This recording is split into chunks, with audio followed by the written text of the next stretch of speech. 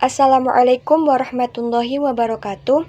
Hai kawan-kawanku yang budiman, saya Umia Asadah dari program studi ilmu Al-Quran dan Tafsir dengan NIM 53020210006. Di sini saya akan sedikit menjelaskan tentang surah Al-Ikhlas dan penafsirannya. Sebelum saya lanjutkan ke pembahasan, mari kita lantunkan surah Al-Ikhlas bersama-sama. A'udzu billahi minasyaitonir rajim. Bismillahirrahmanirrahim. Qul huwallahu ahad. Allahus samad. Lam yalid wa lam yulad wa lam yakul lahu kufuwan ahad. Surah Al-Ikhlas adalah surat ke-112 dalam Al-Quran dan diturunkan di Mekah setelah surah Al-Falaq dan An-Nas.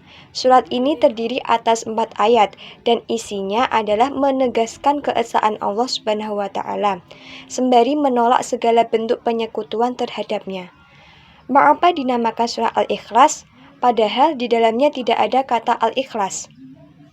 Karena Al-Ikhlas adalah memurnikan keesaan Allah Subhanahu wa Ta'ala, dengan kata lain, tauhid.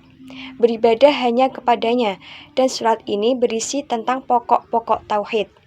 Mengenai asbabun nuzul surah Al-Ikhlas, yakni dilihat dari peristiwa paling pertama, Abdullah bin Mas'ud meriwayatkan bahwa sekelompok Bani Quraisy pernah menginginkan Nabi Muhammad SAW untuk menjelaskan leluhurnya, yakni Allah Subhanahu wa Ta'ala. Lantas turunlah surat ini. Riwayat lain bersumber dari Ubay bin Ka'ab dan Jarir bin Abdullah yang menyebutkan bahwa kaum musyrikin bercakap kepada Nabi Muhammad SAW, "Jelaskan kami sifat-sifat Tuhanmu ya Muhammad." Lantas turunlah surat ini untuk menjelaskan permintaan tersebut. Dalam penjelasan ini, hadis yang bersumber dari Jarir bin Abdullah menjadi dalil bahwa surat ini Makkiyah. Selain itu, dari Ibnu Abbas dan Sa'id bin Jubair menyebutkan bahwa kaum Yahudi yang di tengahnya Ka'ab bin Ashraf dan Huyai bin Akhtab datang menemui Nabi Muhammad SAW dan mendidik hal yang sama dengan hadis pertama. Maka turun surat ini. Dalam hadis ini, Sa'id bin Jubair menegaskan bahwa surat ini termasuk surat Madaniyah. Dan juga riwayat Qatadah menyebutkan Nabi Muhammad SAW didatangi kaum Ahzab yang juga menanyakan cerminan Allah Subhanahu wa Ta'ala dan disertai dengan turunnya surat ini. Sebab keadaan bermacam-macam sumber yang selisih, status surat ini Makkiyah atau Madaniyah masih dipertanyakan. Dan seolah-olah sumber-sumbernya tampak kontradiksi satu sama lain. Lantas bagaimana tafsir surah Al-Ikhlas? Bagaimana kita memahaminya dengan mudah? Kali ini kita gali tafsir surah Al-Ikhlas dari tafsir Jalalain. Tafsir Jalalain dari surah Al-Ikhlas, Imam Jalaluddin Al-Mahalli rahimahullah berkata, Su'ilan Nabiyyu sallallahu alaihi wasallam ar-rabbihi fanazala qul huwallahu ahad. Fallahu khabarun wa huwa ahadun badalan minhu aw khabaru tsani. Nabi sallallahu alaihi wasallam pernah ditanya tentang Rabb-nya. Lantas turunlah firman Allah, qul huwallahu ahad. Katakanlah dialah yang Maha Esa. Lafaz jalalah Allah adalah khabar dari lafaz huwa, sedangkan lafaz ahadun adalah badal dari lafaz jalalah Allah, atau khabar kedua dari lafaz huwa. Yang selanjutnya, Allahus samad, mubtada'an wa khabarun ay al-maksud fil hawaiji ala dawami. Allah adalah Tuhan yang bergantung kepadanya segala sesuatu. Lafaz ayat ini terdiri dari mubtada dan khabar. Lafaz jalalah Allah adalah mubtada dari as-samad dan as-samad adalah khabar.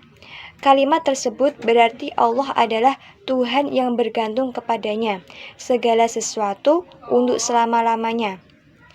Selanjutnya ayat ketiga, lam yalid lintifa'i mujanisatihi walam yulad lintifa'il khudusi anhu. Dia tidak beranak karena tiada yang menyamai Allah atau sejenis dengan Allah, dan tidak pula diperanakkan, karena mustahil hal ini terjadi baginya. Yang keempat yakni walam yakul lahu kufuwan ahad, ay mukafian wa mumathilan wa lahu muta'alliqun bih wa kufuwan wa quddima alaihi li annahu muhattun ayl qasdi bin nafyi wa ukhara ahadun wa huwa ismun yakun an khabariha ri'ayatan li fasilah.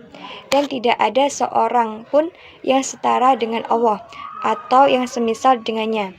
Lafadz lahu berkaitan atau muta'alliq kepada lafadz kufuwan. Lafadz lahu ini didahulukan karena dialah yang menjadi subjek penafian. Kemudian lafadz ahadun diakhirkan letaknya, padahal ia sebagai isim dari lafadz yakun. Sedangkan khobar yang seharusnya berada di akhir mendahulinya. Demikian itu karena menjadi fasilah atau kesamaan bunyi pada akhir ayat.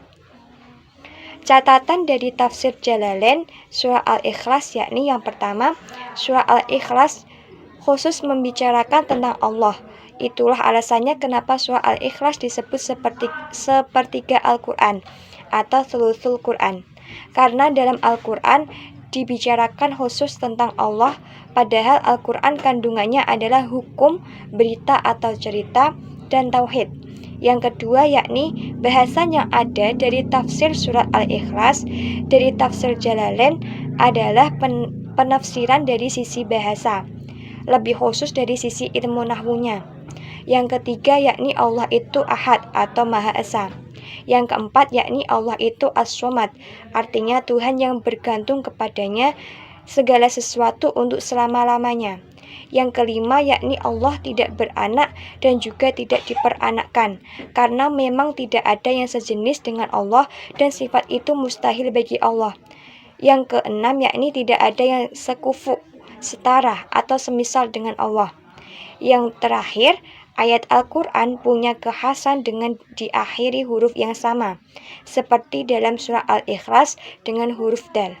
Sekian dari saya, kurang lebihnya mohon maaf. Wassalamualaikum warahmatullahi wabarakatuh.